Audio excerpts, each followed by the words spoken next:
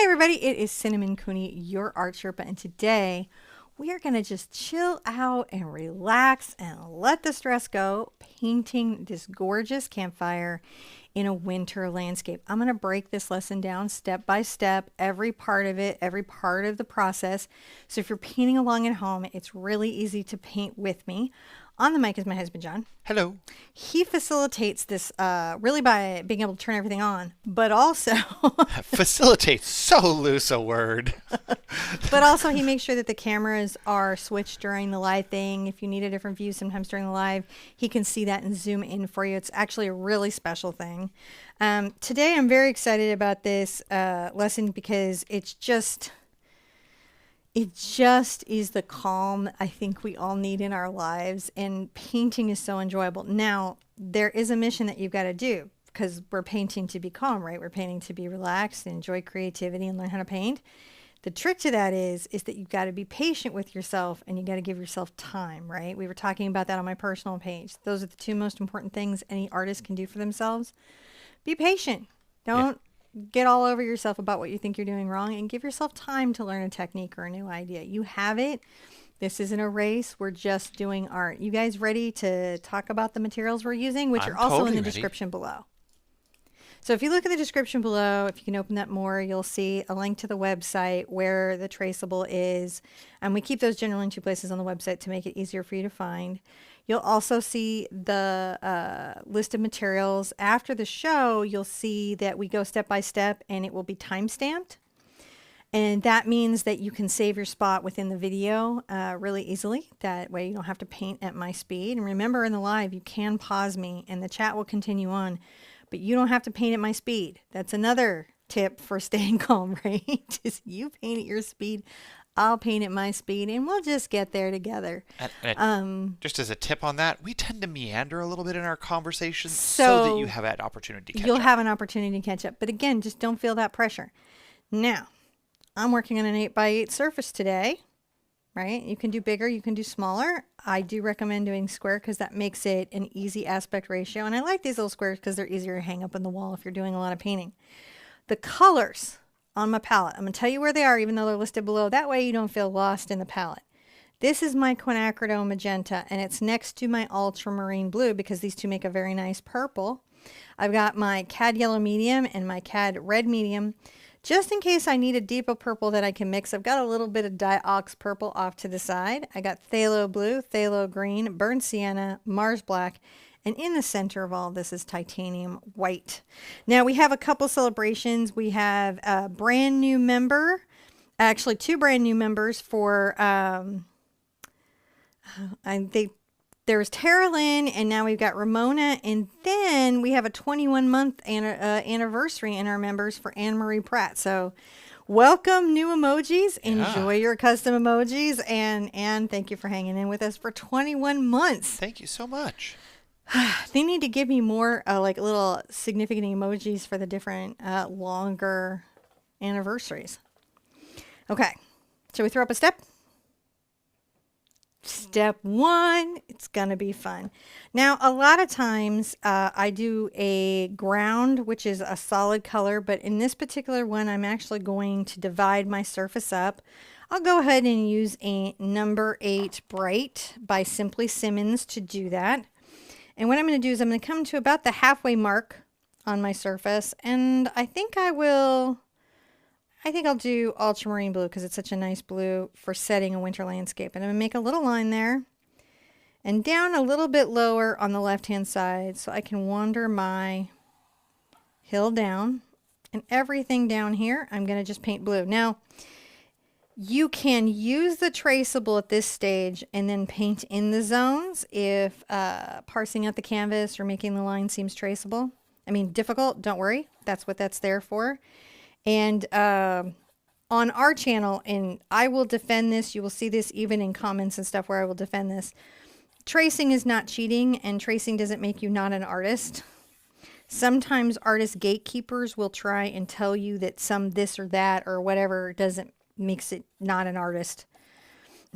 I don't know what to tell them except it shows the lack of art education. Because you learn these techniques in art school, and the reason you learn them is they're art techniques. They build on each other to get other techniques. Created by artists that are much better than many of us and hang in museums. So we should be respectful of those things. So it isn't cheating, and if you're at a stage where you're still more comfortable with the tracing, you can do that. You can see I'm just painting this in solid, but I'm not worried about it being brushless or strokeless. You can see the strokes. It's streaky. Don't let that give you anxiety. It's okay if it has that. You're not trying to hide the brush stroke.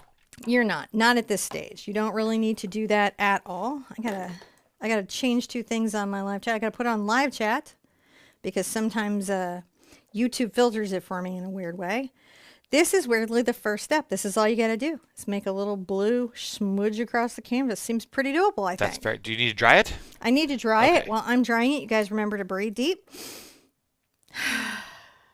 And we will go on to our next step after. So yeah, we'll continue on from here. Don't forget, it really helps if you hit... Oh, someone just hit the like button for me. Thank you. I just saw that. And it's a huge help if you hit that like button. It's awesome. And I can see it happen because it goes ding, ding, ding. It goes in there, so I can see it, and it's awesome. And you know who can see it? It's almost more important than me. Is the algorithm. The algorithm loves it when you guys do that. I don't know. It's just one of those things where it just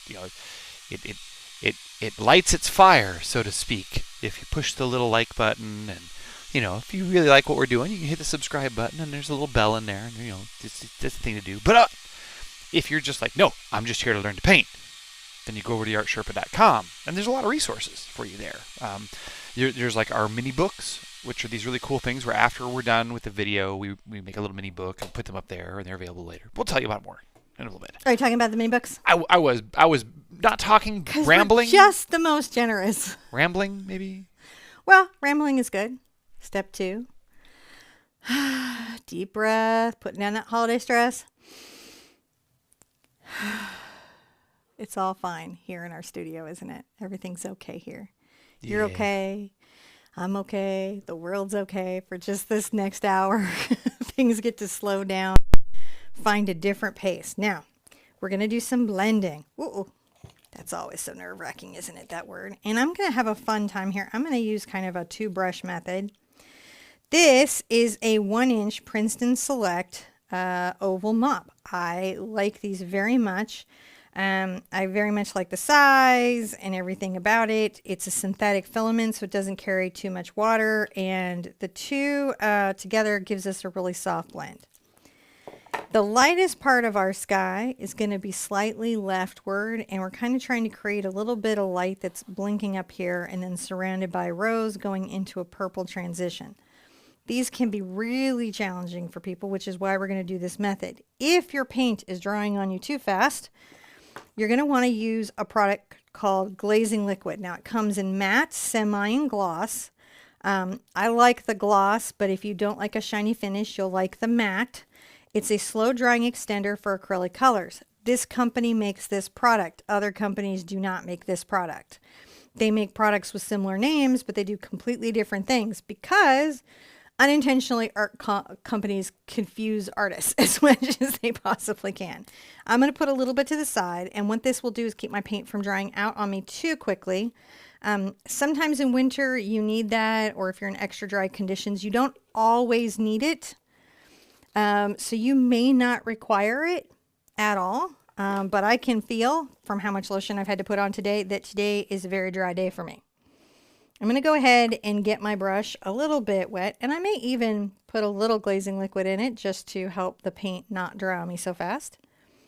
I'm going to grab a little of my yellow and a smidge in. See how I just grabbed a little bit with the edge of my bristles? A bit of the Cad Red. So the orange peak that I'm getting, I want it to be a little bit more yellow than orange. And I'm going to start by coming here and just brushing that out. And it's okay if it goes a little bit over my blue line. That isn't going to hurt me. I'm going to come here into my quinacridone. I've not even, I can grab some of this even over here. Come into my quinacridone. I'm going to brush that right in to this color that I have right here. glazing liquid if I need it.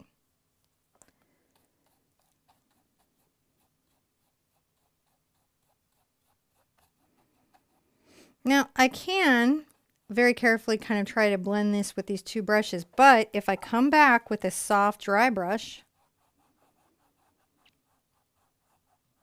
I can create a much softer transition between these two colors. Can you see how I'm doing that?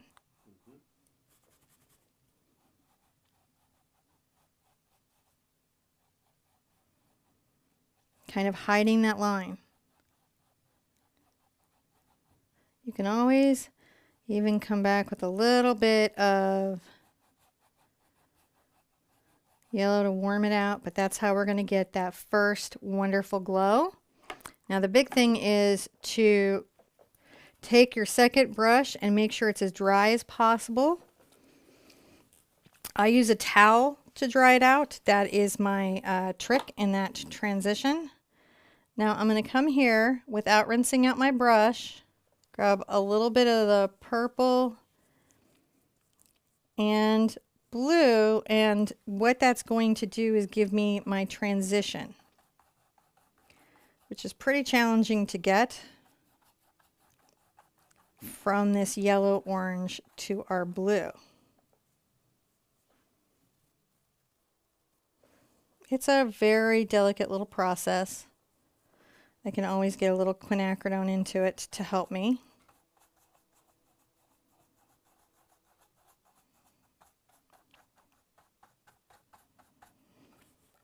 And hopefully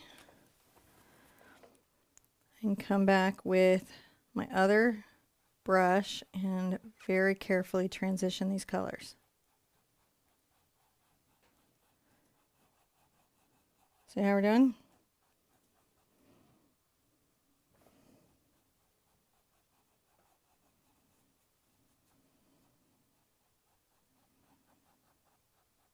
This is just a gentle process.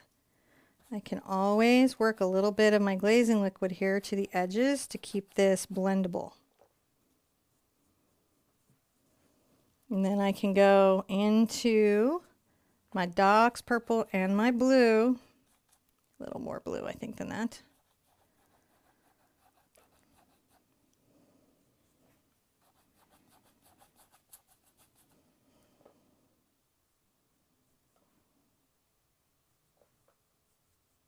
I'm going to add a bit of white to it.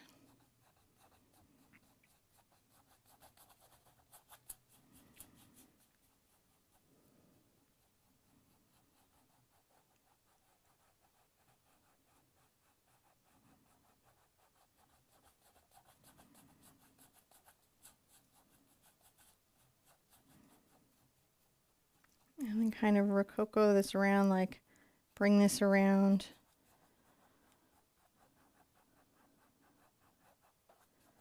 To get some light. Come into my Quin. It's okay if I pick a little bit of my orange up here.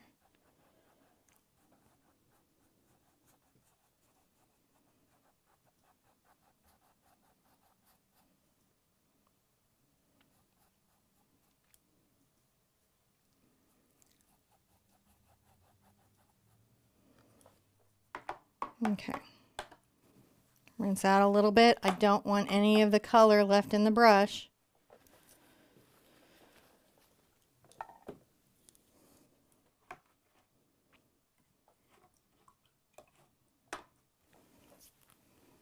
Rinsing it out and drying it off with a towel. I'll go ahead and come here and too much red.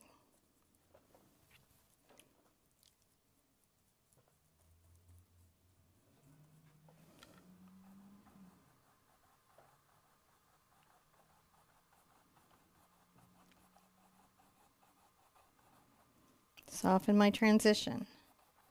Put a little more yellow here in that little center area.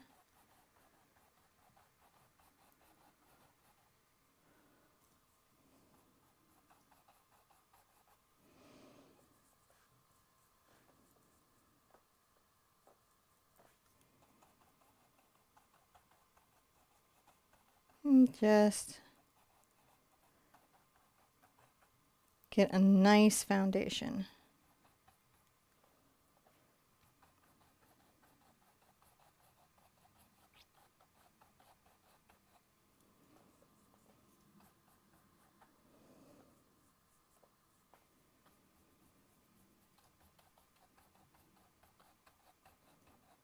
Blending up through the blue and purple.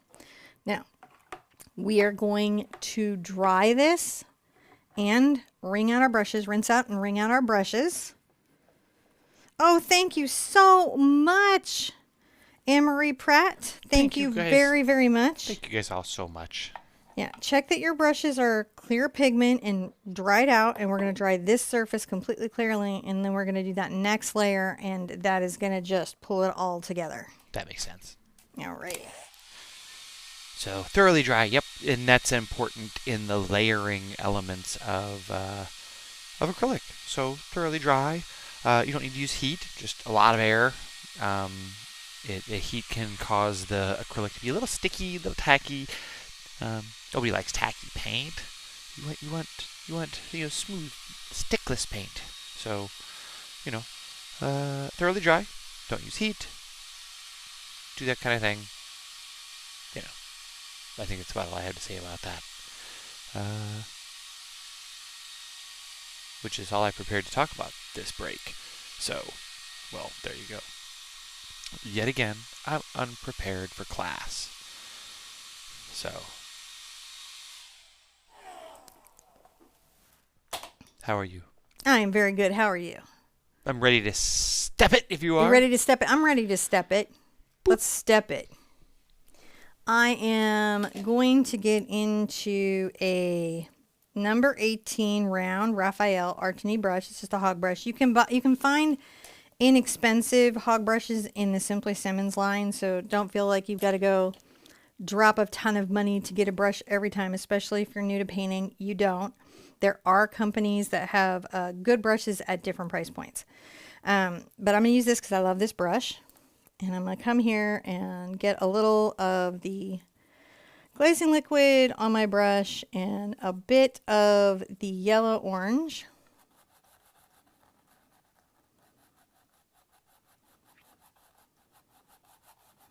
Just kind of come here and really exaggerate that. See, I'm just going over the top, very soft.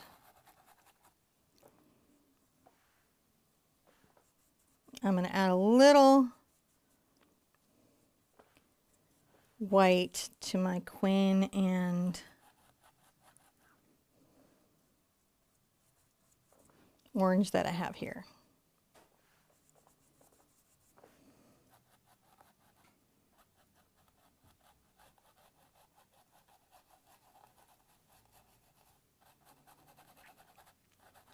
See, I'm just coming over and I'm just softening that. Isn't that nice?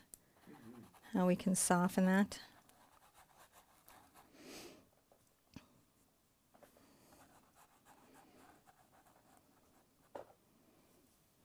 Come in and grab maybe a little quin and orange, creating kind of a brighter pop maybe off here that might be peeking out from our trees.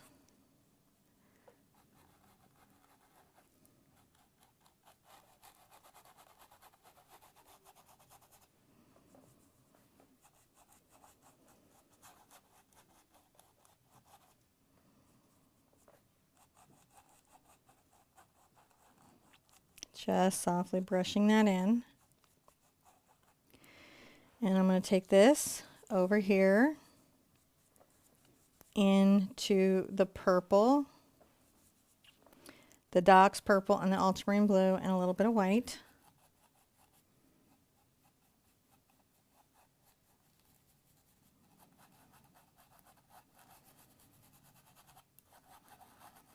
Nature does so easily what we work so hard for. You think how easily nature throws down a sunset. And then you paint a sunset and it gets real impressive real quick, doesn't it? Where you're just like, wow, nature really brings it. So you can see we're just softening this purple, aren't we?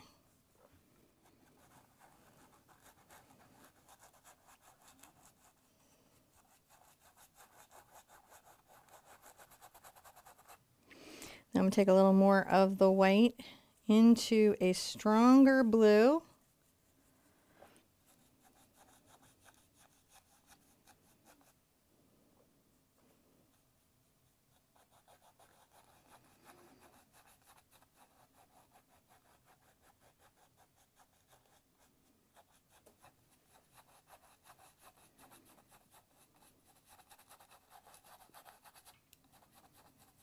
And look at that nice little blue top.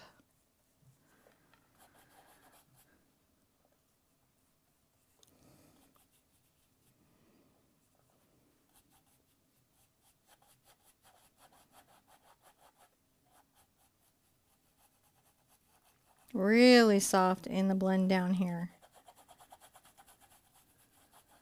And again, if I'm having any trouble getting this, I have the glazing liquid. So I like to keep that around my studio all the time. I never know what conditions are going to be like some days, and you can just always come in and be like, oh, I need to soften that transition.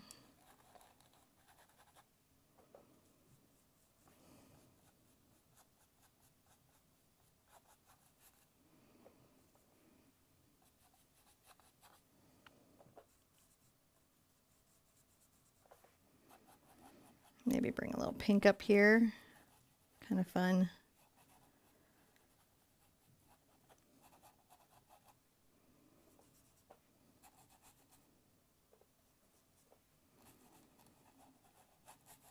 Kind of strengthen that down here. We're just playing with that glow.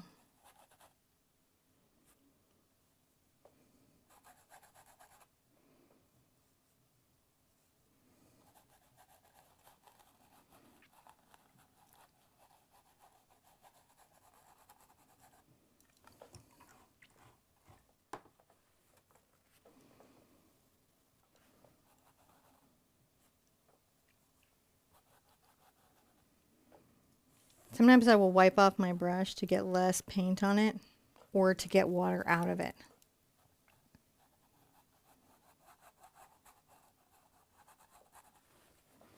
You can see me working my towel. And just gently. These are soft little brush strokes, and it helps just sort of feather and blend them in.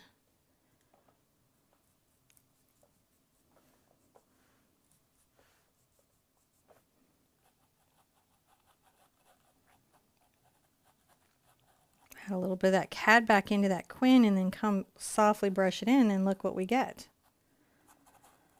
We get just a little bit more glow, don't we?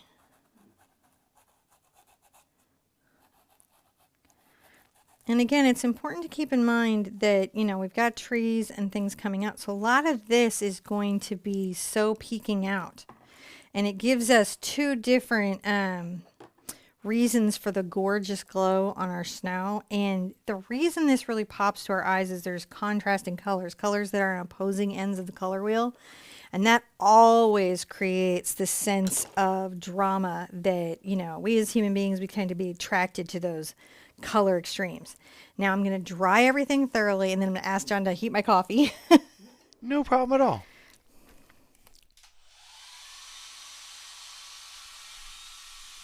So, oh yeah, you guys want to know about the events. We have a bunch of events that are coming up, and our website's going through a bunch of changes, like right now. Like, you guys caught us on the weekend. We're testing, activating things. So you kind of caught me just a touch flat-footed, even more so than normal, to say very soon there's going to be event tickets up on our website for, I believe it's our August 2023 event, where Cinnamon will be again painting with her mom like she did last time. We'll do kind of a big community event. It'll be, let's see here, it's at... Doop, there goes a click, click. All right. Yep. Hey, welcome to Custom Emojis for Chat.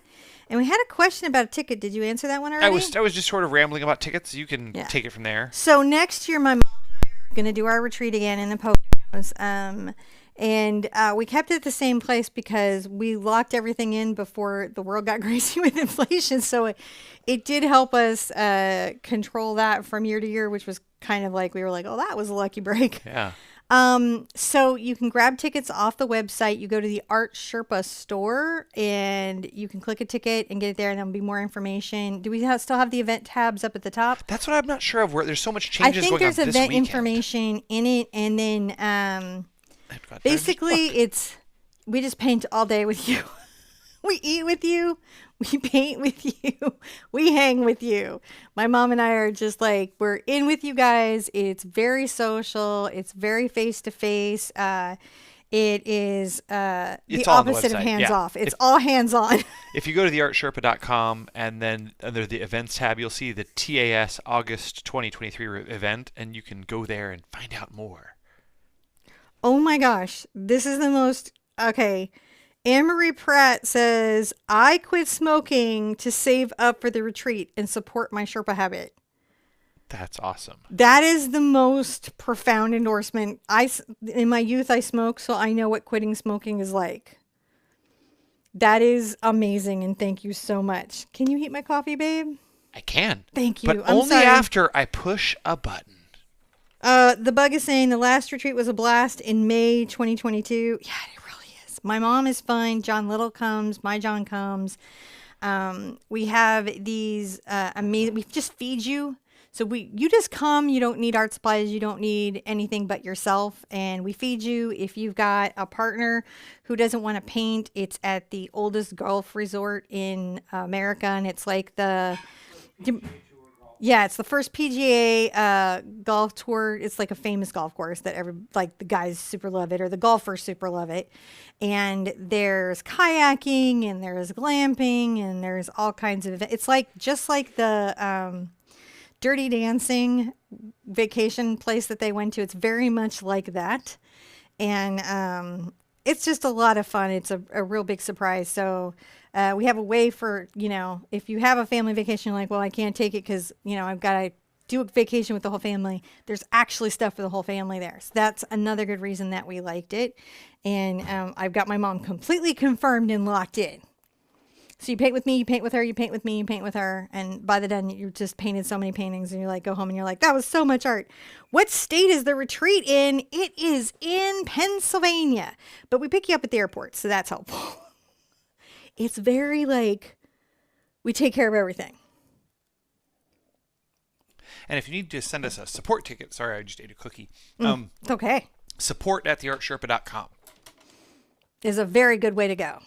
I'm going to put out a little more of my ultramarine blue because I can see that I'm getting a smidgy low, as you do. Smidgy low, technical term there.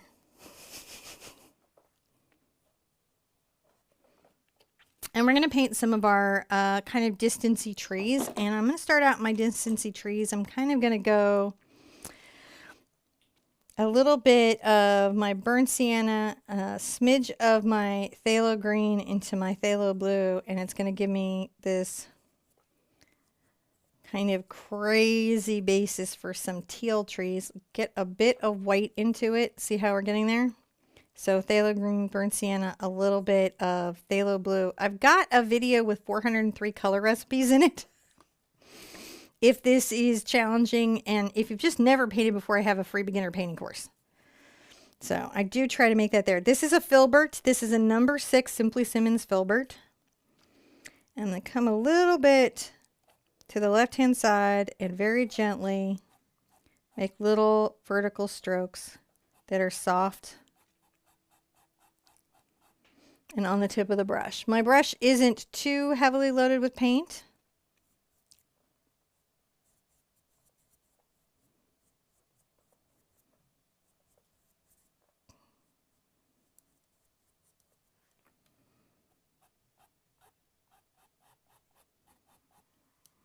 Maybe a little more brown into that.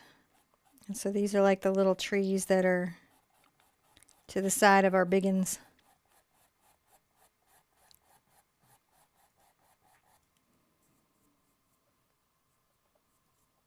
As I want to go darker, I just go more phthalo blue, burnt sienna. And I can just flick upwards to soften and make it look like distance out of focus trees.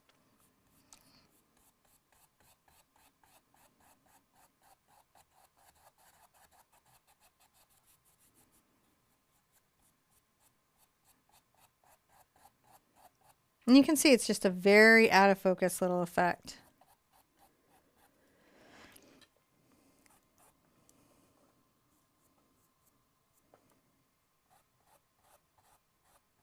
A little bit lighter in the white right here.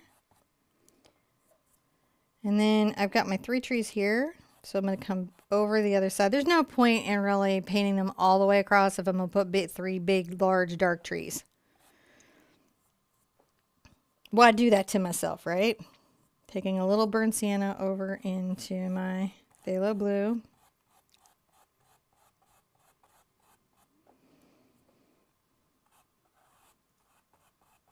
And then maybe back here I'm going to kind of do a zipper stroke where it's like in the center and then zip in. Just kind of to imply maybe some different tree shapes, if that makes sense.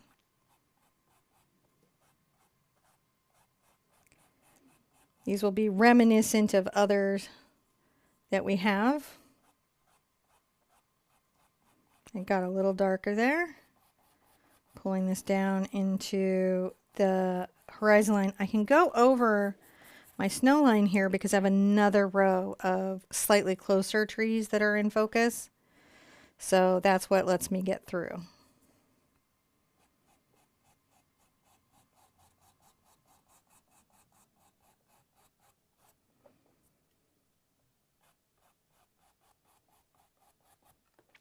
That's looking pretty good.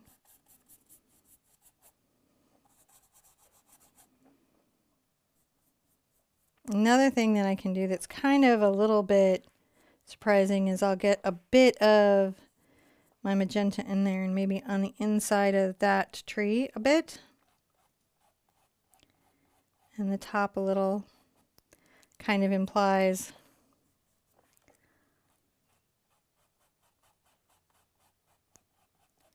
maybe the sky impacting this some.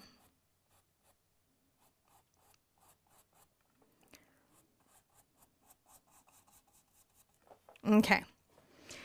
Now I'm definitely going to want to dry this and come back to do the next more focal trees. Definitely. Definitely. So yeah, just get your little dry in there because that way you can layer on the trees. They're just little clumpies of trees right now. We're just trying to get in that background layers in there while we're blocking some of these shapes in. Getting there pretty good. I can't wait till we get to the fire. It's my favorite part because it's the source of the light inside there and it all kind of dances out from that area. It's cool. Ooh, Amy asked a question about if we're painting inside or outside. Inside. My mom is not going to paint outside. At the event, right? Yes. Yeah, my mom is not going to be an outside painter. That's not happening. She's not going to be into that at all. So definitely inside. Though you could paint outside if you wanted to. They have places for it. And so if you're feeling inspired and you want to, you could definitely do that. But my mom is probably not going to do that in any way. Now, to get myself placement of things where they are and where they're showing, I'm going to go ahead and put in some major structures just so I can see them. And that will let me put in some further back structures. So I'm going to take my black and a number 4 round.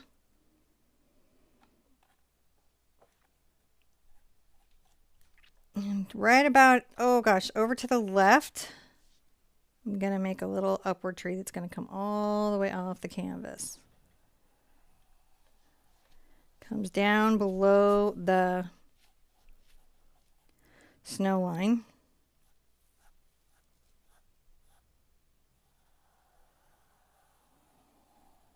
This will help me put the little trees that are peeking between them in and place them better, rather than me painting these big structural focus trees to fit the distant trees.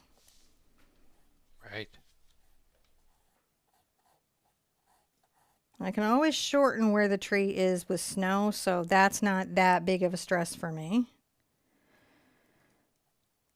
Come over a little bit.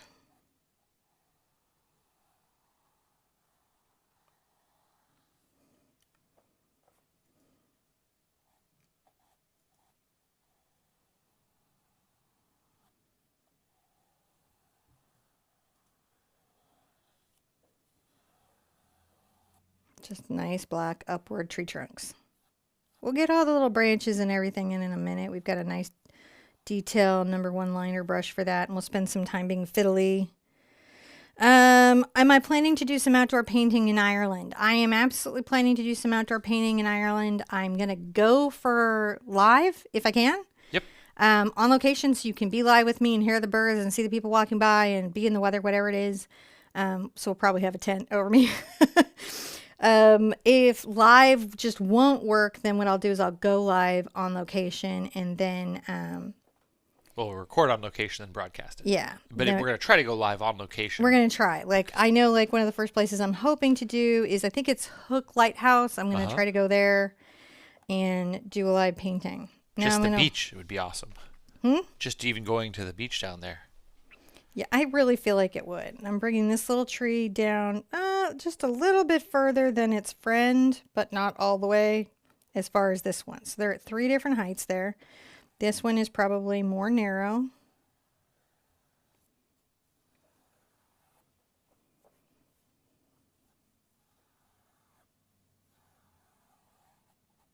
Okay. Now that I have those in, I can start to think about some of these more detail or distant sort of trees or things that are happening. I'm going to take some of my white and ultramarine blue and a smidge of my purple.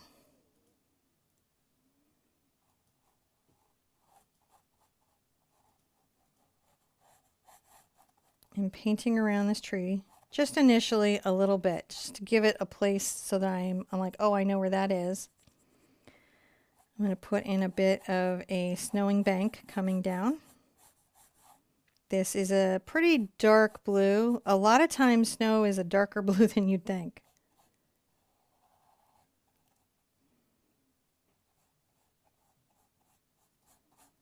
Not going to take it all the way to the right because I've got dark bushes there, but I just need to know where this is.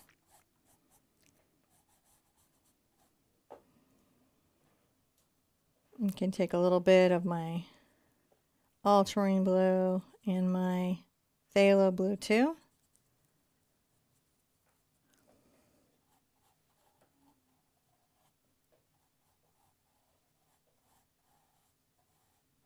And weave back in a darker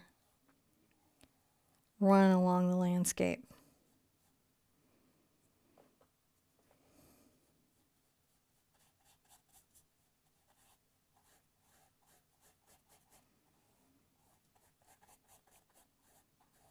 See what I mean about you can kind of place your trees based on the snow just after you get it. And that looks pretty good. So now we know where some things are. I get my brush with Lindsay Michelle's. I wish the Sherpa can meet me. I want to meet you too. I love meeting everybody. It's actually really fun. I'm going to start putting in some darker trees. I'm going to grab my ultramarine blue and I think my Mars black.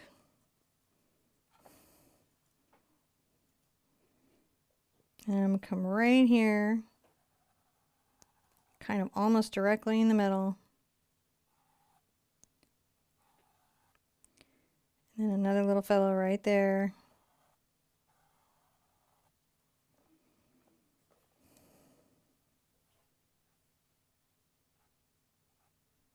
We're going to paint in the silhouette of a distant conifer. I really sort of think about, there's a couple layers to this, so you've got a second, because we'll paint in first the silhouette and then we're going to layer it in. So by the second time the coat gets in, it'll be really rich and deep. But this gives me a chance to sort of think about how my conifer is going to be shaped, my distant pine tree. Right.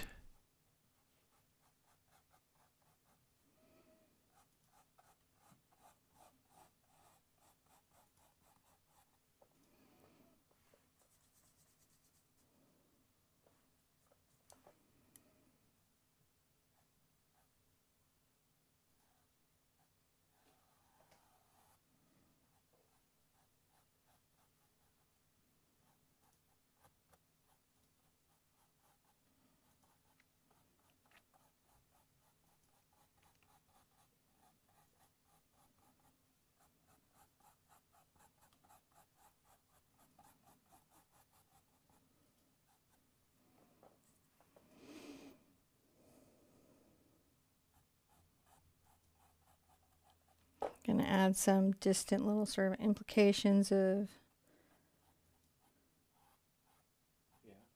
little trees that are maybe a little darker than those in front of them.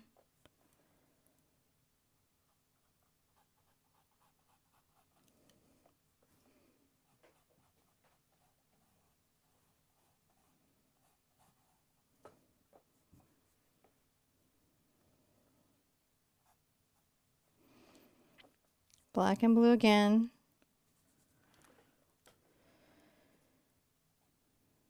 I'm going to come here and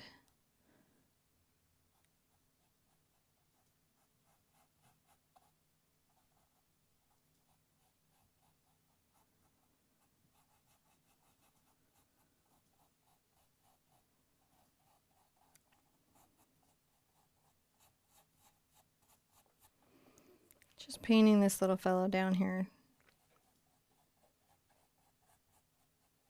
Just sort of kind of falls in place. Yeah, he's growing next there.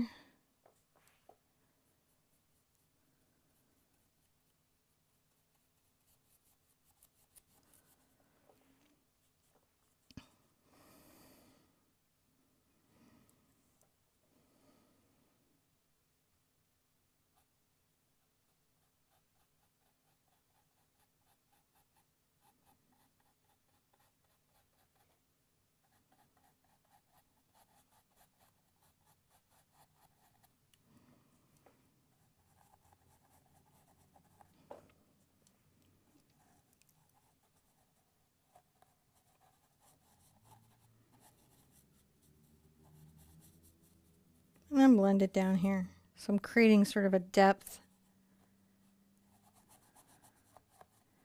through some of that. Okay, so I'm definitely going to want to dry this before I can do the next part. So let's dry it and come back and do another step.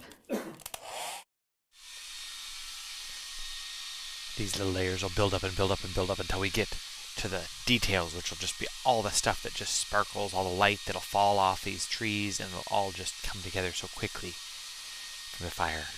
So I'm excited and looking forward to that.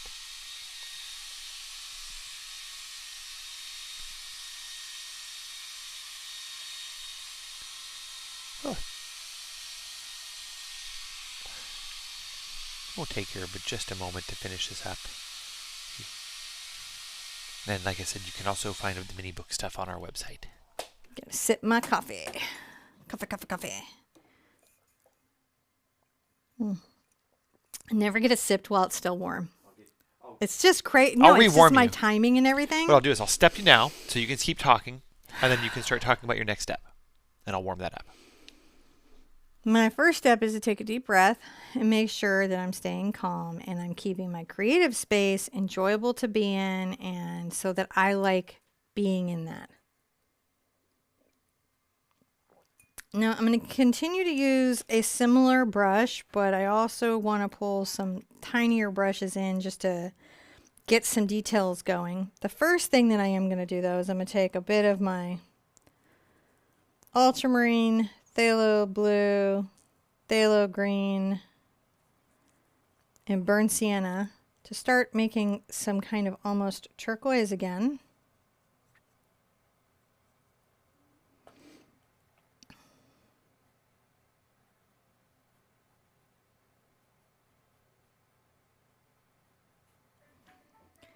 We're going to paint this left side of the tree.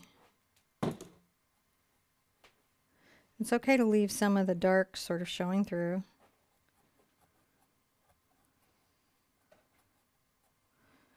Kind of coming through there. Grab some of my blue and white snow color from earlier.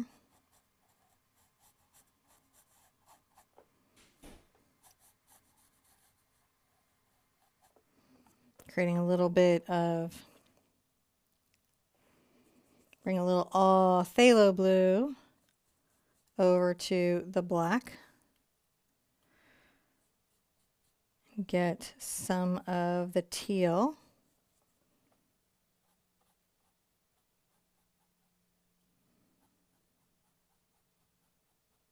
And just brush that in.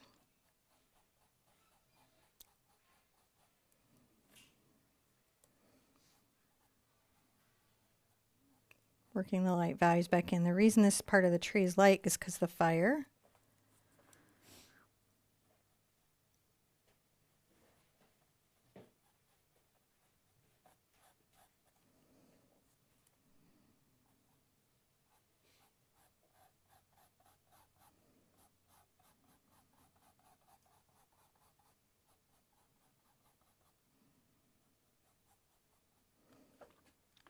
So we've got a bit of a nice area. I might even get a little more phthalo green and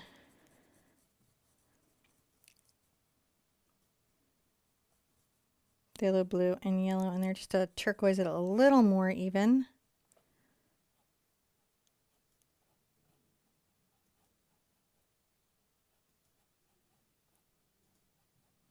That's just nice on that tree. Rinsing out. Mars black and a little bit of ultramarine blue.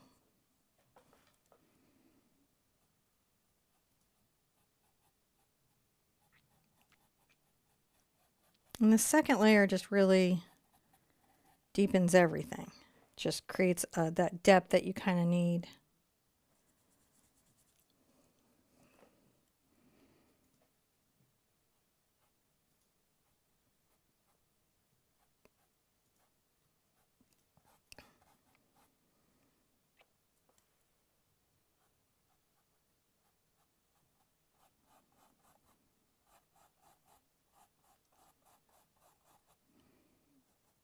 Deepening up that tree.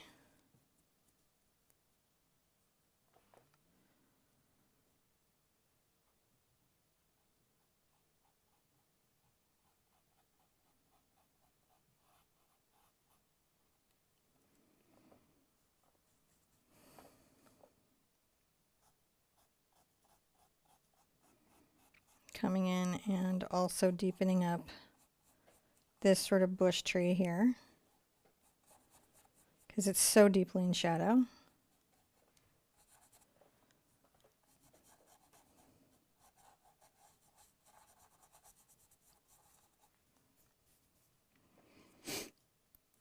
Coming right along here on this outside edge, and you can see I'm just flicking in very gently from the left to the right on the toe of the brush. Now, this is drying here for a minute, and while it's having a dry, I'm going to do a fun thing. I'm going to come back with a #1 liner.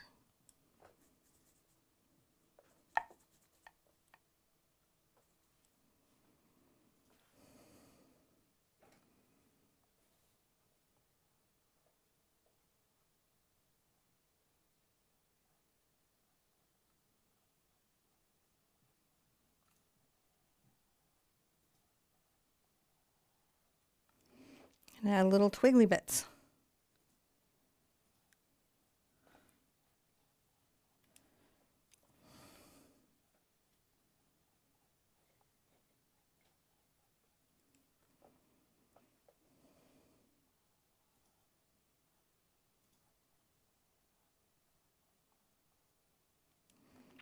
See how we're adding little twigglies to the tree?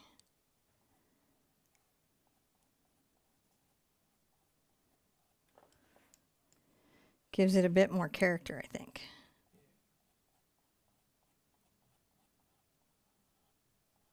I'm not giving it hair.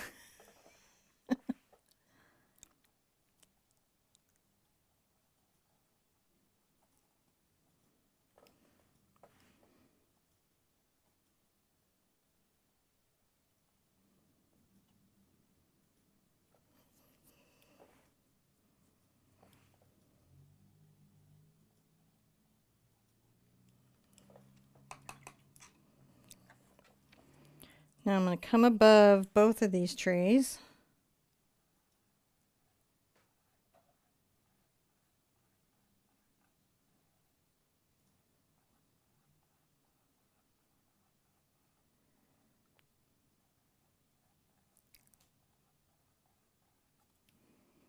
Just kind of detailing that out.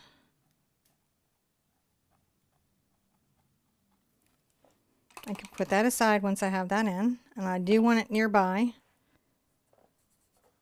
This is dry. I can now layer over. So sometimes we can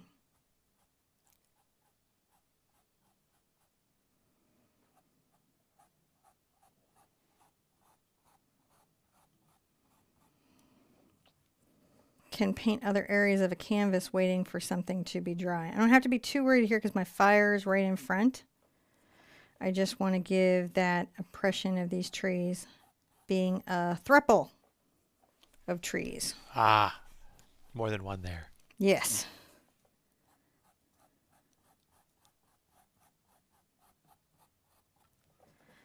There we go. That's looking pretty good.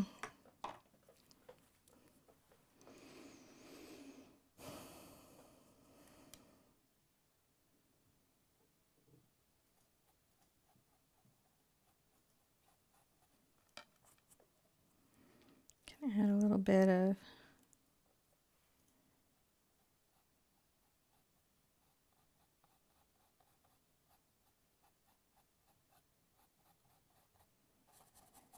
tree here too?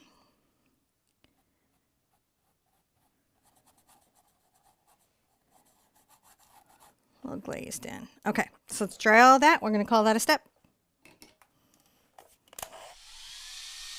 Those trees, see, it'll be really cool. If I look at this from the side, you'll see it how it dries, and that as soon as you see that sheen change, where it goes from sort of glossy to matte and matches everything up, then you'll know that it's sort of thoroughly dry. But yeah, you should make sure you do that so when you add the next layer of highlights, that it will layer correctly, and that's why we kind of do that.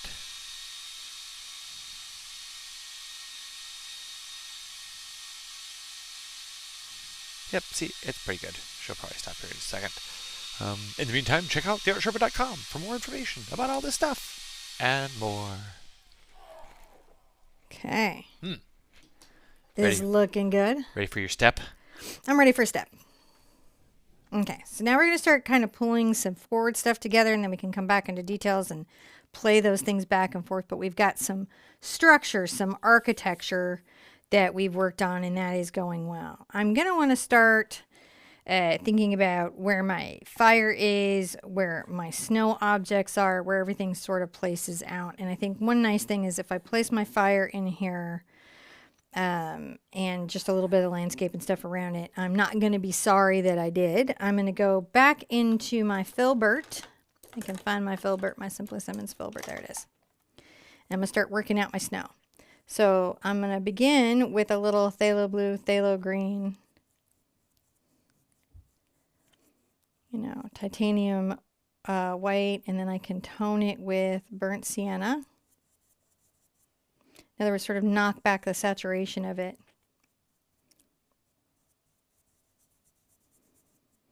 And I'll get a little yellow in there, warms it up for the fire.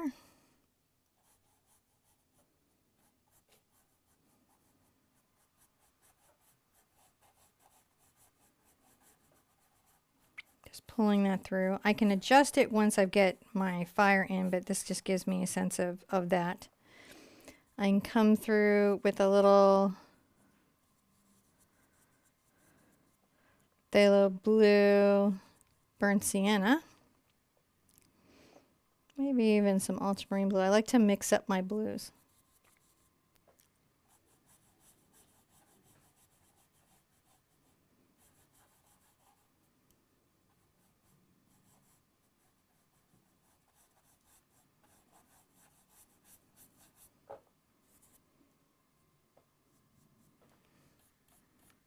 Of blue to the outside here. It's that beginning of landscape. Now coming down low here, I'm going to blend in a little purple. Maybe even a little ultramarine and purple. It's going to be quite dark down low.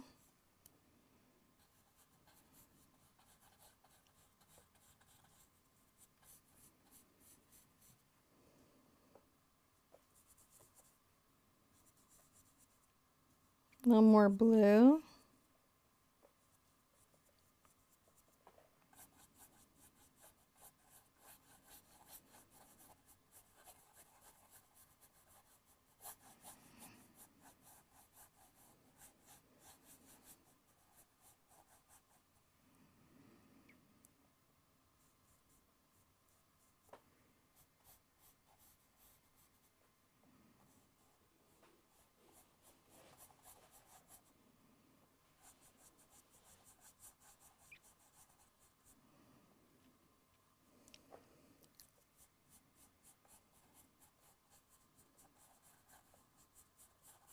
purple there, just kind of play with those shadows. Same here. Could be even purple and phthalo blue, which does the nicest indigo. Dox purple and phthalo blue.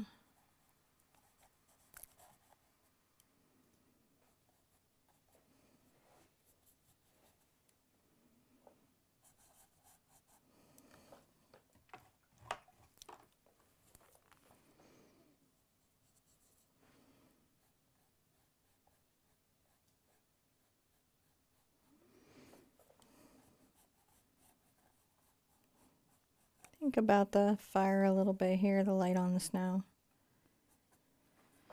Okay, so I've got a weird white spot here, a bunch of dark blues around it. Looking pretty good though. It's looking pretty good. I'm gonna dry it.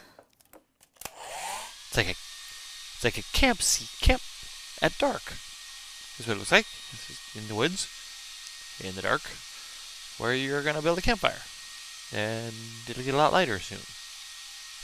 Maybe the stars will come out. That'll be neat.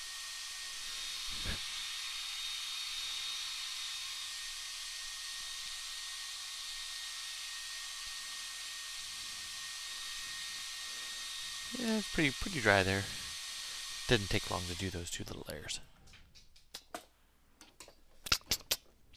I need a rinsed out, pigment-free number 4 round for step 8. And I'm going to come here and let's grab a little bit of our, our Cad Red. I don't want my brush wet because I don't want it to come out on the canvas wet. And I'm going to start from right above that, and I'm going to just make an S stroke. Just it's a very slight one, which just means there's a bit of a curve to it. Feather that out.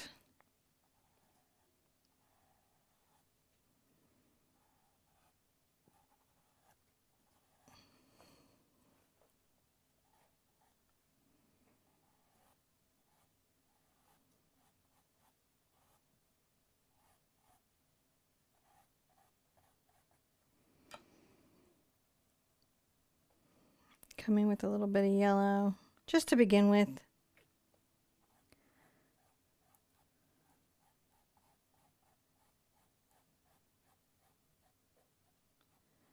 Kind of take that, leaving just a little halo of the red. So I'm just leaving a little halo of the red. That'll be the red glow. Yeah. I can kind of do anything from here. I just need to know where that is. I'm going to take my Dox Purple and, believe it or not, my Cad Red. Super awesome trick for getting great glowing logs. And I'm going to come off the side here.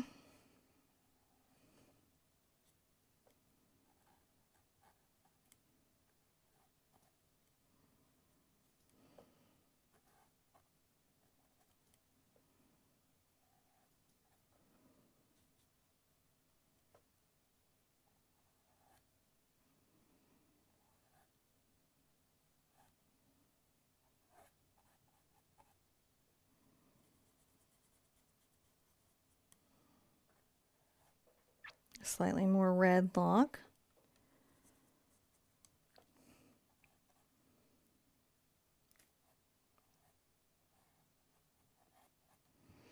So I kind of now know where I am placing my fire, don't I? An idea of that. And that's an important thing so that I can place other objects around. I can change the fire, I can play with things, but from here I know what can show around this central focus. Yeah, I can make it a bigger fire. I'm going to definitely brighten it up, but I need to know where that is. So let's call that a step. Yeah. Oh, I'll dry it, yeah. Okay. Coffee? Yeah. So as soon as we're done drying, I'll go microwave our coffee. Make sure that give it a little dry, because that'll make the next layers look just a little bit better. If you dry between steps, it's always a good little habit to do that.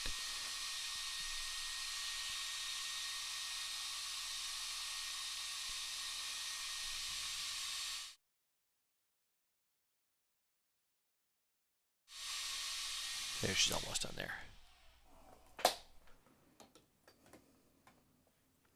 Okay. Call that a step? All right. Thank you for catching my coffee, babe. So I do want to kind of maybe put a little bit of burnt, like a glowing little, maybe run down little treelet right here. I'm going to take my brown into my black.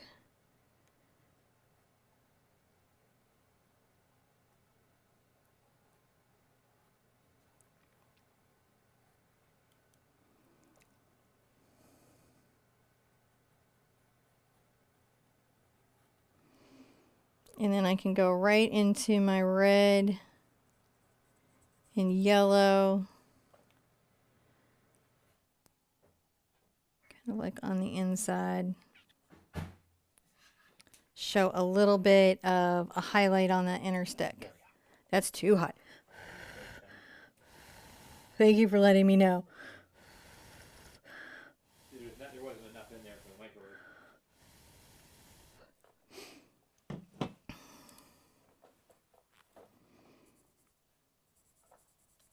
A little more yellow even, and white. Kind of come on the inside.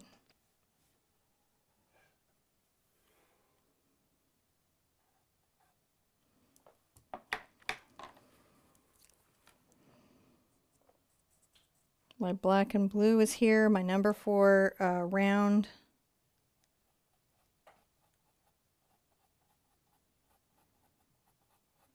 Darken this little tree that's behind that bush, that little brown branch. Let's get some more turquoise or light.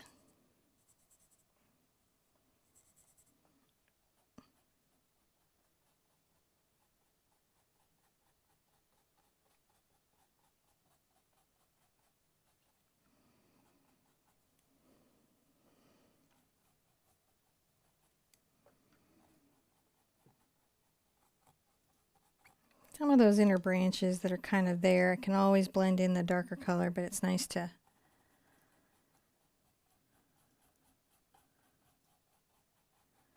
add the light because there's a focus of it coming through here, right?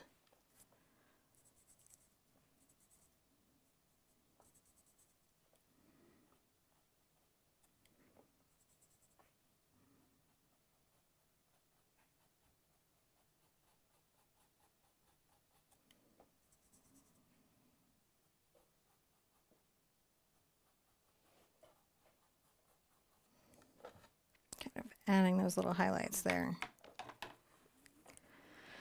I've got my ultramarine blue and purple snow. My number 4 round. Gonna say that there's a dark blue.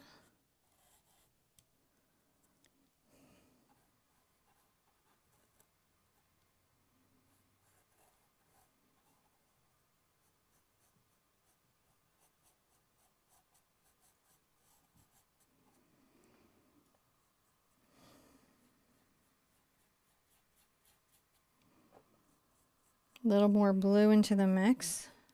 The further away from the fire it'll be, the little more blue it'll be. The closer in the fire, it'll go a little more turquoise.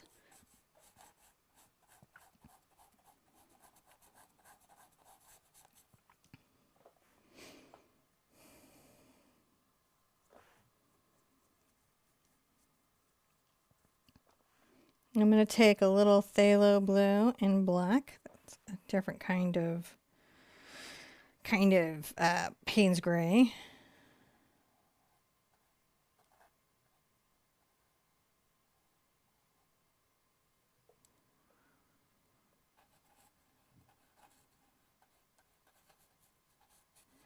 I'm going to add some very dark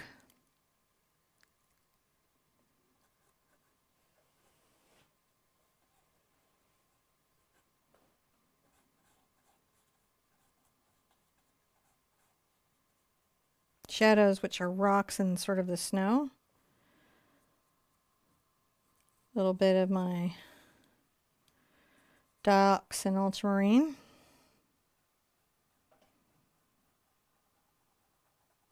Wiggling my brush up and down. I'm trying to make a rough little landscape shape. Let's give it a little bit of a shadow coming off here and coming forward a bit.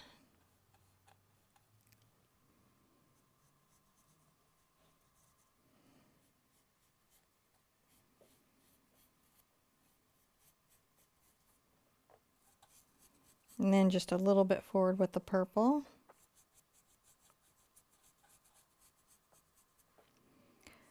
I can go into the purple and red and, believe it or not, a smidge of white.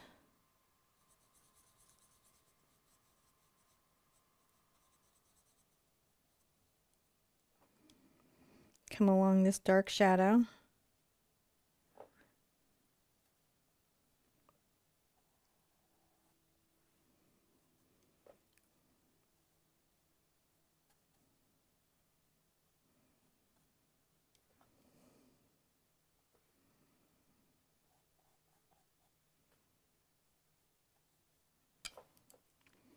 A little bit blended there.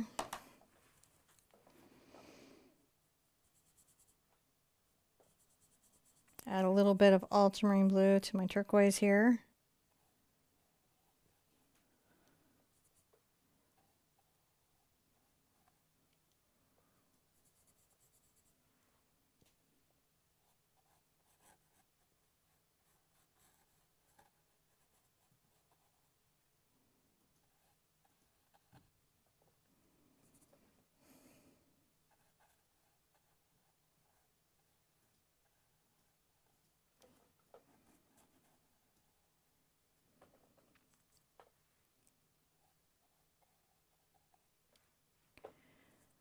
A little more white. And I'm going to be hitting these with like pinks and stuff, which will help them feel like they're lit. But right now I've just got to kind of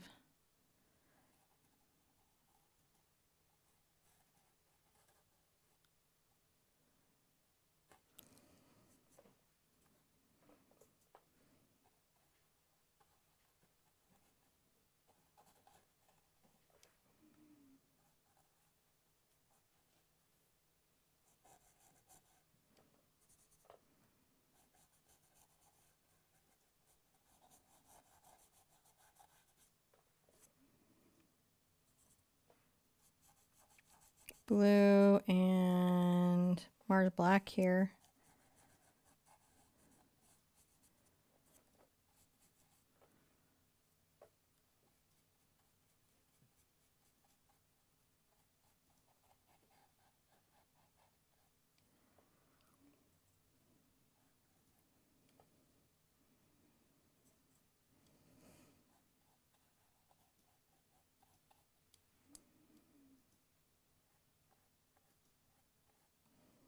A little more black into that blue and Mars black, but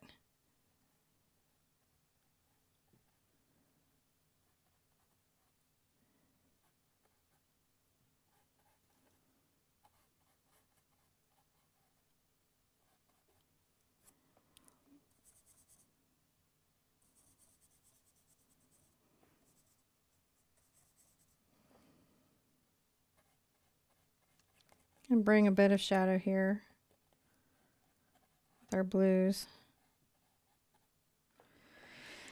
Again, a lot going on, right? Let's dry all that. This is the sort of underpainting to get the darkness in. It's the beginning. Yeah. It is the beginning. You have to kind of get the underpainting of all of this stuff up so you can light it first. So that's why there's so many layers in this. Just kind of layer, layer, layer. And it's really important as you layer up that you dry so that the subsequent layers don't get muddied by the darker wet paint below. So that's why we tend to dry between steps, and we break this up into steps so it makes it easier for you guys to follow along at home. So if you take a break, come back, you try to make the steps reasonably sized so it's easier for you to come in and do that stuff. You can find more useful step stuff on our website with the mini books. All right. So I am going to come in and I'm going to use my little detail brush now. We're going to do some of our fussy work for a minute. Shall we? Do some of our fussy work.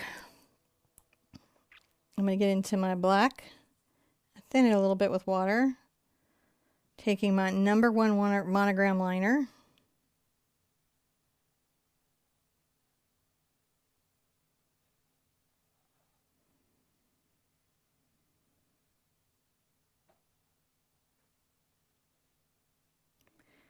Very carefully begin the long and fussy business of branches on trees.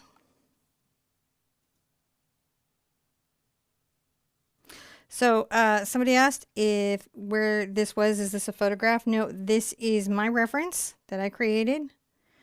I still do sometimes use photograph references. There's getting to be ever-growing problems with the photographic references. I'm excited to get to Ireland because I can then just go take my own photographs. Yeah, I just gotta go. Oh, I'm gonna go take a photograph now.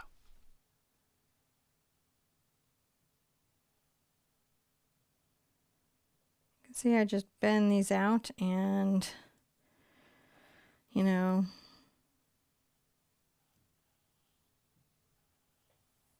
trying to create a very messy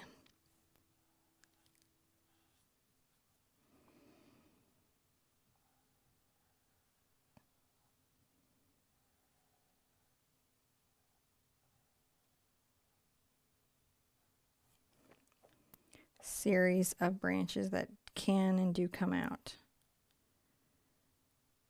Maybe a little tall twig there.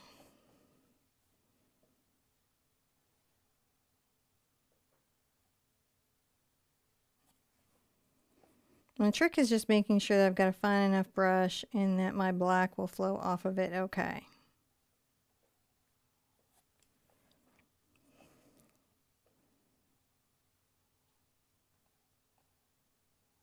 I'm going to work kind of going from left to right.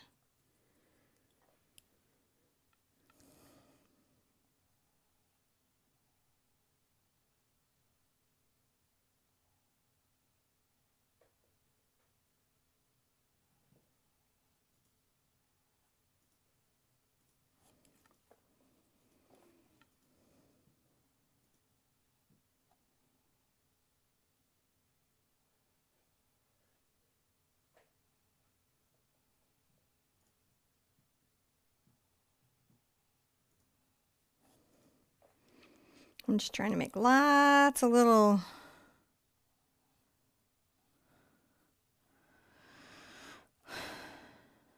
fiddly bits. Little tree limbs. Have to put Some the are branches and stuff thick. in there. Otherwise, it just looks like, well, there's some barren trunks. trees. Some must be redwoods.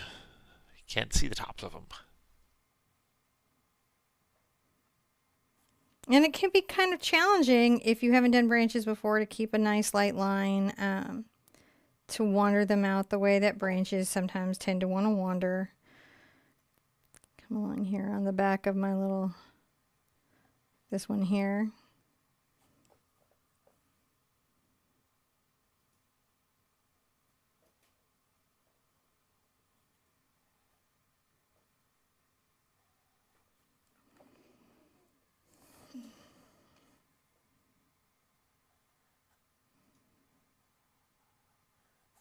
I think I'm going to do a bunch of, while we're traveling, besides cool lessons and stuff, technique classes. Been thinking about that. You know, stuff like how to make this stuff a little bit easier.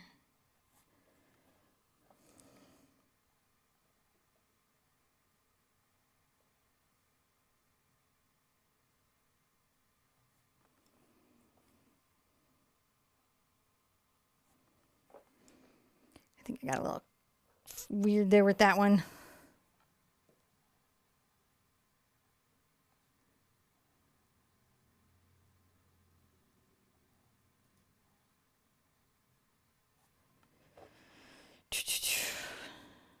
And it is just a very chill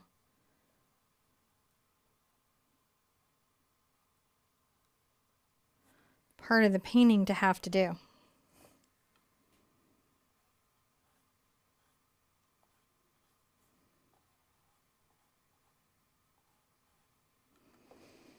It's important to want to make them messy.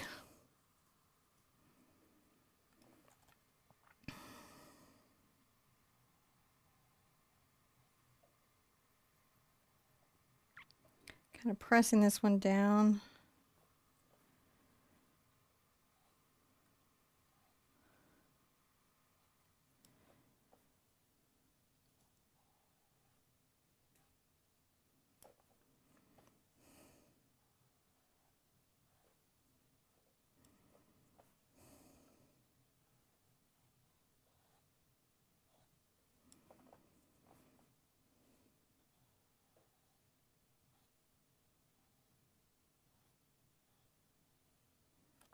See, we're just adding little bits.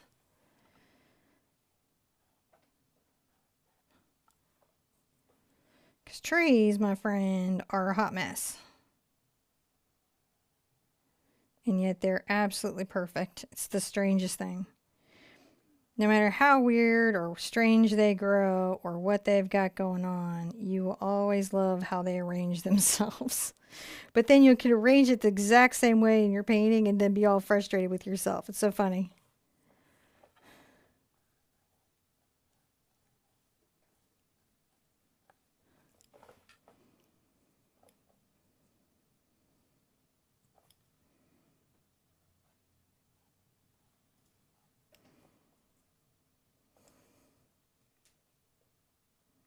Some little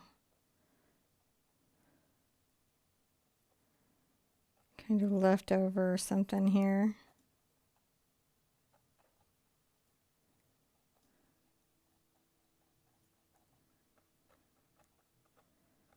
Something weird that's going on, right? Some little dried leaves that are still attached. See how we're doing?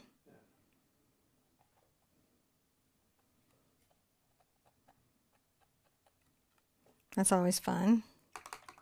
Now, I'm going to take my titanium white fluid acrylic. You could thin your regular heavy bodied acrylic, but I just want one that's very thin that I don't have to add water to, which is why I like to use it.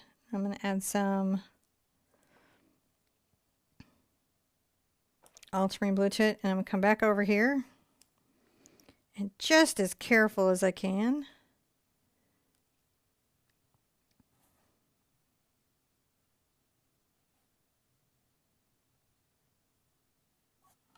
Add some highlights to those branches.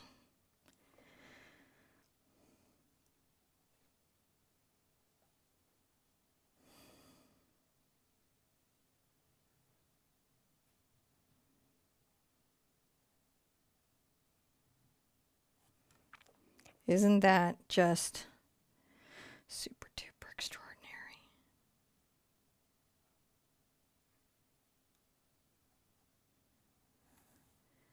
Much easier to do with the digital tool because you could zoom in really close.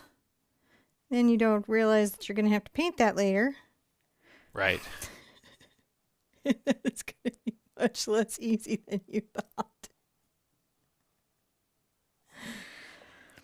But I think it's still worth it, the trouble, because it makes such a big impact on... Right, yeah.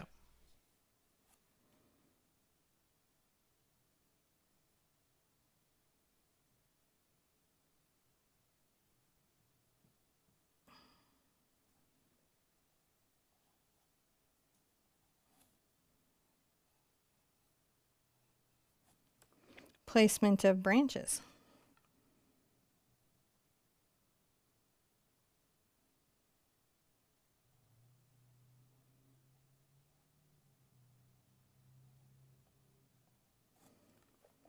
You can see it also pulls them out from the background.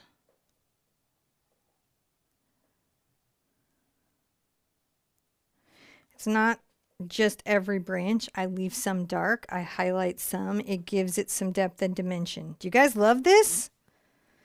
Yeah, I think it's great. I love how the little highlights start coming up, start turning up.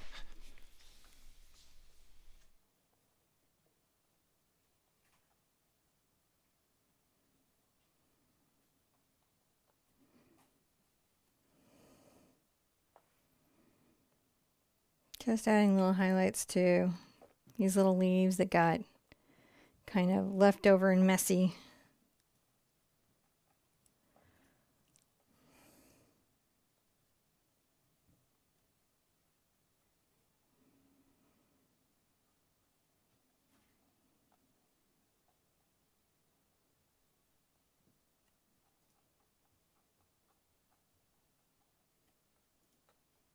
I like how you do the little that tree looks a little different than the other tree by adding little textures to it. Yeah, they live in the same forest, but they're not the same tree. And that's important too. Friends, not relatives. Friends, not relatives.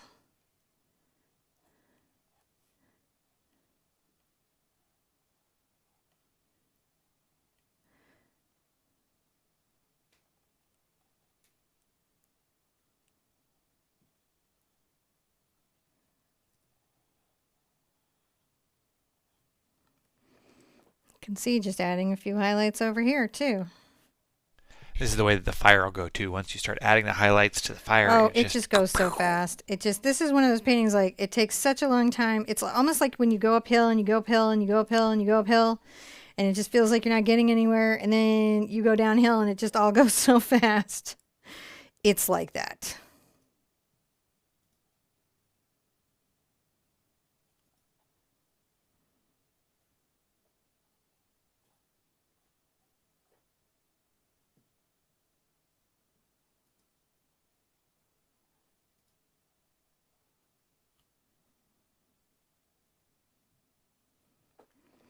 So we've got that lovely little kind of fellow happening there. All right. I'm going to call that a step because goodness gracious, That's guys. pretty good step place. That was a good place to put a step. So let's dry everything so we don't drag our beautiful little branches around, and we'll get on to the next layer. Yeah. You'll see it just dry right on there, and then we'll add these next beautiful layers, and they'll come right along.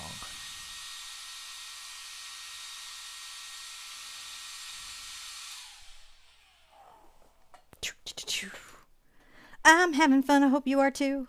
You ready for your next step? For my next step, I'm going to add some more details on my snow about how it's going to light up. That way I can put in my twiggies and light those as well too.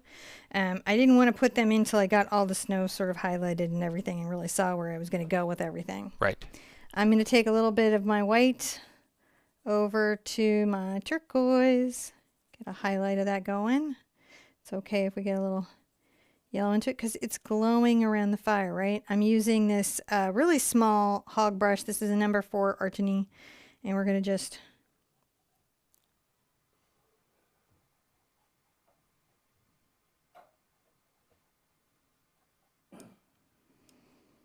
kind of come around a few places and really highlight some of the snow. Really pop it forward.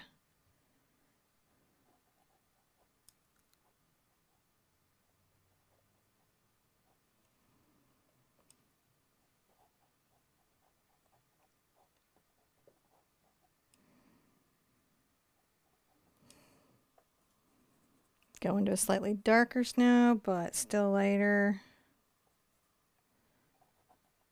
Coming right here, so I've got some place to put my little twiggies. You can see it's almost like a dry brush.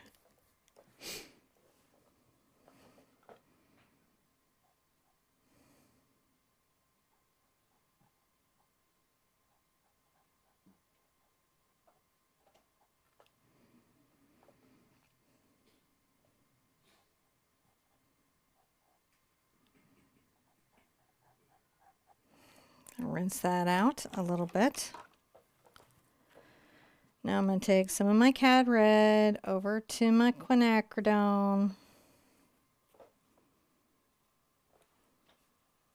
Get some white going. It's going to give me a peach. Can even add a little yellow to it.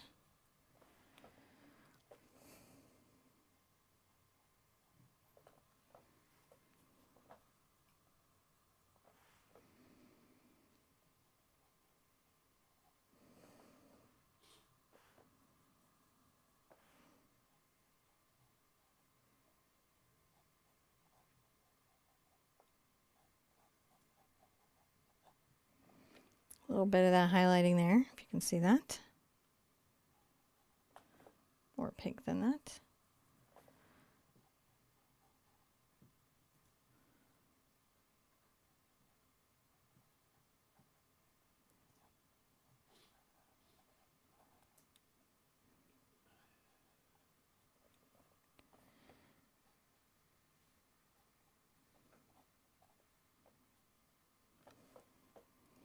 Now I'm going to get a little more yellow.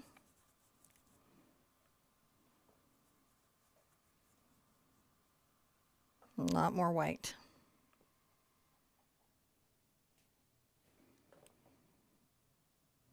Touch the front.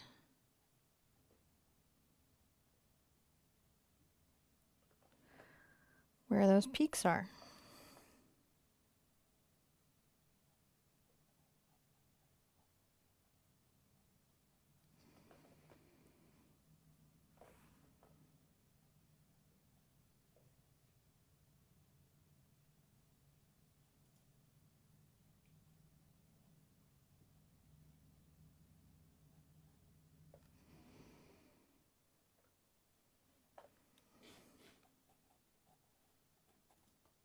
I like it.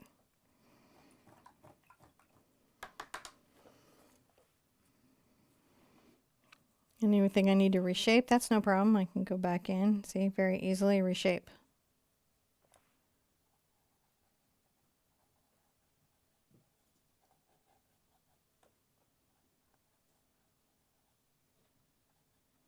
You don't have to worry about any of that. You just reshape it as you need it.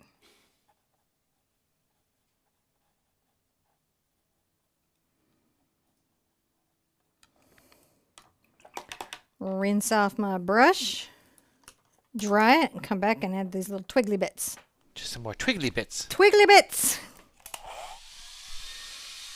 Yeah, just need to make sure we get those highlights dried so that we can come back with the final highlights, which we're getting super close to.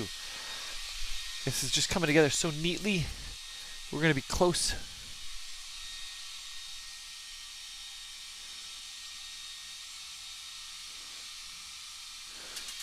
See how this goes.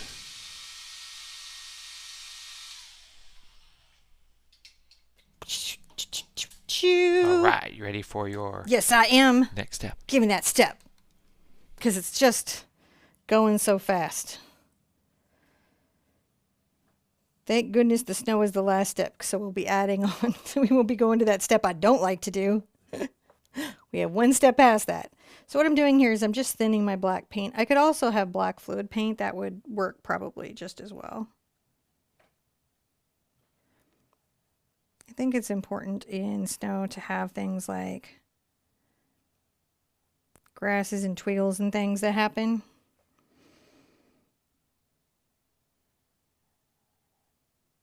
Because it's an important thing that happens in winter. Is that stuff that is fairly healthy bush. See, I'm kind of curling out those strokes, like I kind of curve them out and then join them up. Yeah, it's kind of a fun way to do that.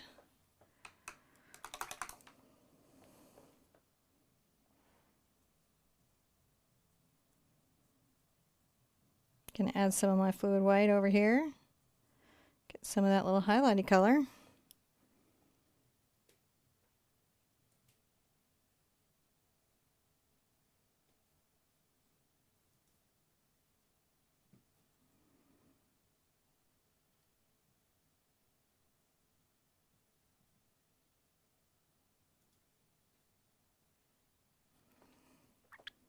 That's the firelights getting on there.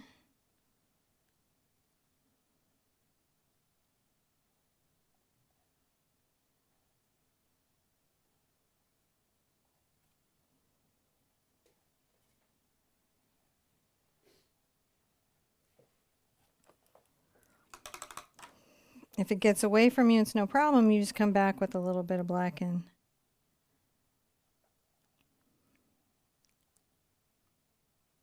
thin out those lines.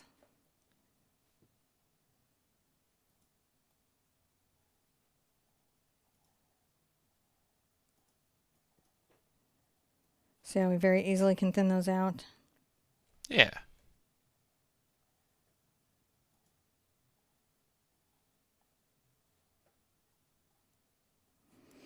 So they in no way have to be overwhelming.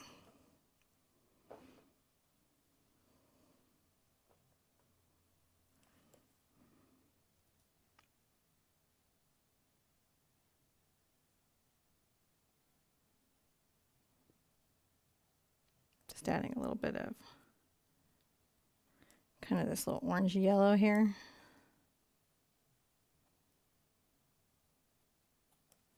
Just a couple places.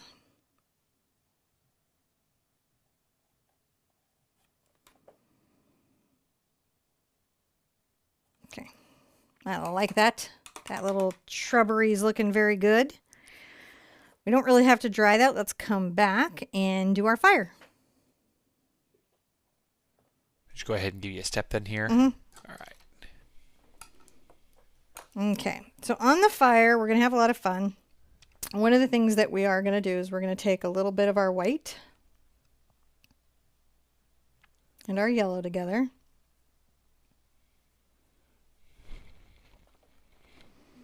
Right here in the center with my number 4 round.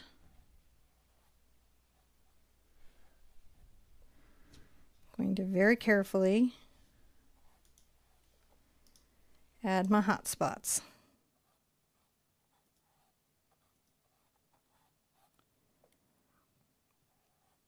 Let's round out to that outside edge.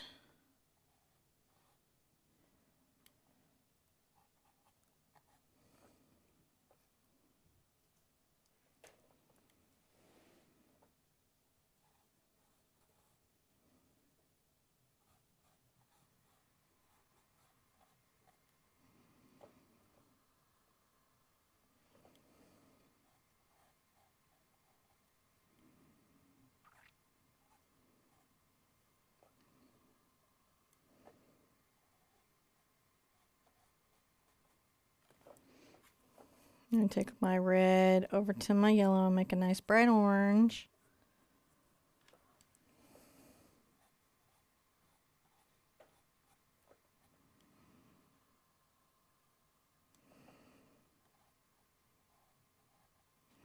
Come in and add some of that bright orange around the wood.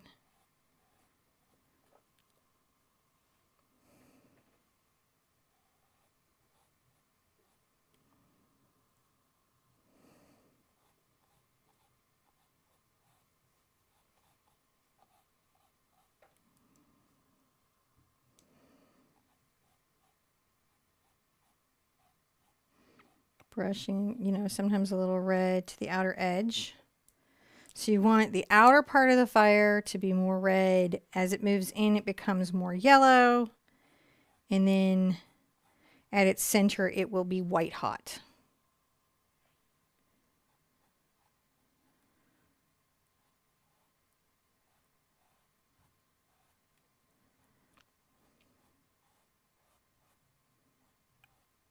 The strokes are curved.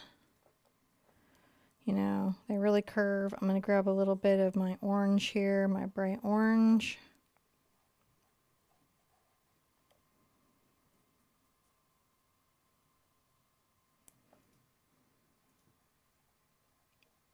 Pop some bright red here at the edges of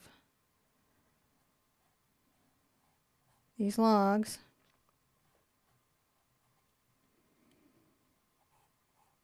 Inside edge. Right here at that tip. Maybe a little bit right there. And come back with some black.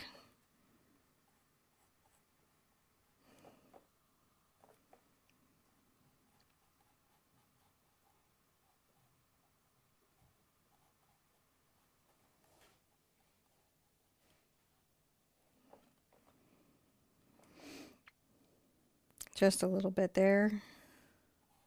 Definitely stronger right here.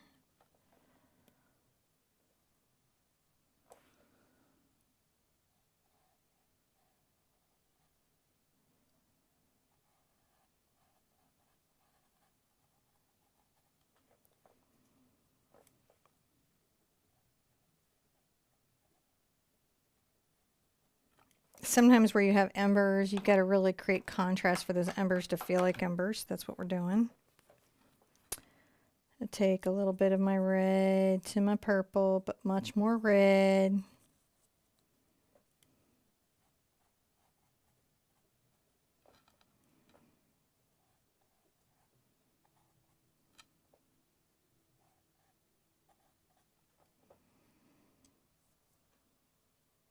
And get a little bit of my bright orange.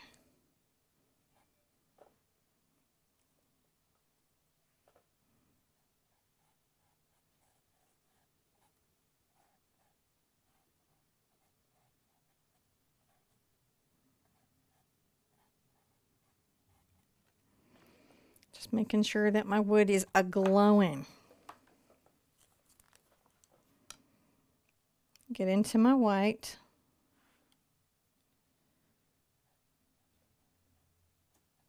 Here in the center of the fire, I'm going to exaggerate that heat. See how we're taking that into the white?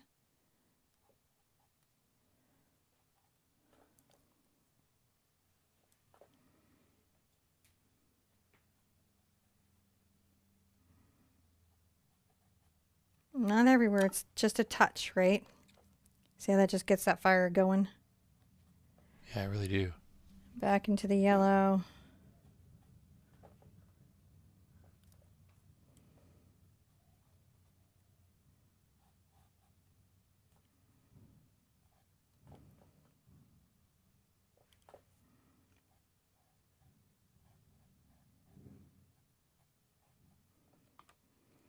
Pulling that down there. I just want my fire to be vibrant. Love painting fire. I've got so many fire lessons. Yeah. Just because I love painting fire. It's really what it is. I love it. Super fun to me.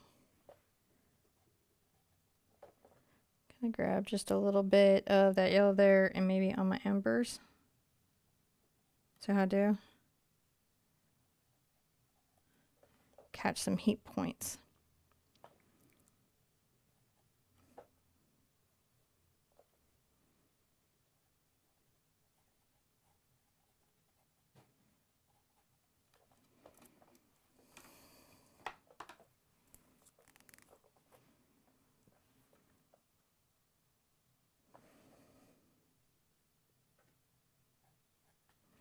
Very carefully kind of come around and halo that log.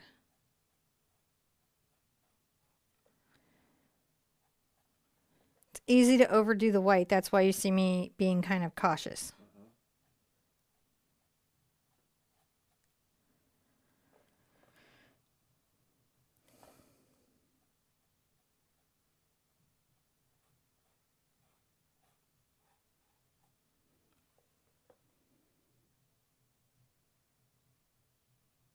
I'm really liking it. Me too. I love the campfires. You've done a few of these. Oh, I have. I've just so many campfire stories. Like, and there's, like, they're a popular topic now. So, like, sometimes people are like, is that your campfire? I'm like, nope, that's not my campfire. There are many campfires. But I have a lot of campfires on my channel that you can paint. All right. Okay. Now I'm going to dry this completely, and then I'm actually...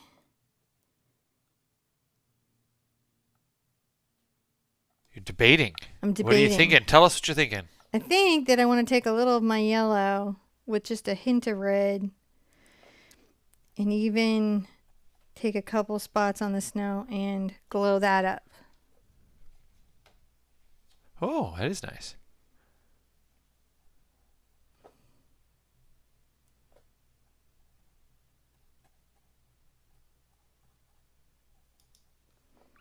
Just make sure there's a bit of that glow. I like that even better. Okay. Now I'm going to come back and we're going to splatter. The splatter is super optional. So I'm going to dry everything and then I'm going to show you my splatter. This splatter is what I really like. The splatter. It makes it all look like it's all snowy. You get the little snowfall. And then that's about it. We're pretty close. Thank you guys for coming and joining us today. It's been really nice having everybody. Super wonderful to be here on a random Saturday afternoon, hanging out, spinning through the cosmos, put paint on canvas with all of you. So I did want to have snowing. If you have my splatter tool, you have the best tool that you could have for splatter. But I'm going to use a catalyst angle brush and my fluid acrylic and do the flicking method. If you don't have any of these tools, I have a whole video about different ways to splatter. I got the whack method. I got a lot of things. I give you tips about like what can go wrong, how to improve your outcome, all that kind of stuff. All right, I'm going to come here and tap up and down very lightly in my fluid paint. And I'm going to flick. That's so cool. To create a little bit of snow. Now, you don't have to test your flick on your painting. That's one of the tips in the video. I have flicked a lot, so I have a pretty good idea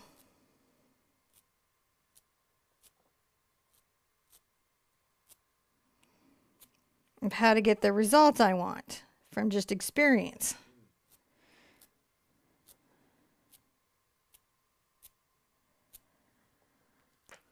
Now, in snow, I like big dots and small dots because flakes kind of come in like that, don't they? They do. And that's why we don't do stars in the sky, because we want the final dots to be the snow dots. And it's like interesting. I got a little accidental snow flurry that went across here that's just brilliant that I don't want to change. We're going to pretend that I'm this much of a genius. Sometimes good things just happen in a painting out of the blue, and you're like, well, I lucked out there. Completely. Take a little bit of my white and blue together.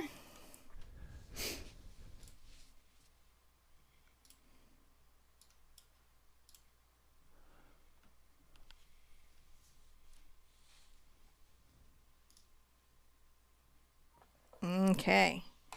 Here we go. Oh my gosh, that just came out so good. It did. Didn't this come out good? It's amazing. I tell you there's a painting. I promise you a painting. What do? We do that painting. I'm a hot mess, though, on my heads and everything. Okay, so we still have more going up. I've got scheduled out through December 20th. So there's so many fun projects. There is a snowflake coming up. There's an adorable gingerbread man using a hot cocoa mug as a hot tub. I have a girl in the rain coming up because, you know, I need more of those, like a hole in the head, but we're going to get another one. If you like Girls in the Rain, I got a playlist for you. So many Girls in the Rain, but this is kind of a wet city street one, which I've been getting asked a lot about. How would I do a wet city street if it's raining? And so I thought that would be a really fun one to do, kind of wintry, kind of rainy. And then I've got a really gorgeous winter floral that's very simplistic and minimalistic, and I think you guys are really going to like. It's, again, kind of beginner. So the snowflake and that are going to be kind of more beginner friendly. We've got more advanced classes like this. The Girl in the Rain, which is next Saturday, is more advanced. You don't want to miss any of this, do you? So definitely hit subscribe, notify me about everything. You know, you can sign up for a text notification, which is you text the Art Sherpa to the number 33222, and I send out like a weekly text with some images and a hot link to the live stream, so you can catch whatever's live from there, kind of know what's coming up.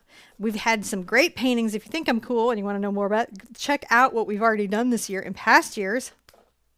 And then beyond that, make sure that you're taking care of your mental health this year. Don't, no one can afford their mental health and to be messed with. So really protect it. It's okay to say no. It is okay to set boundaries. That does not make you selfish. That makes you responsible to yourself. Now I want you to be good to yourselves and be good to each other. And I will see you at an easel really soon. Bye-bye. Bye-bye.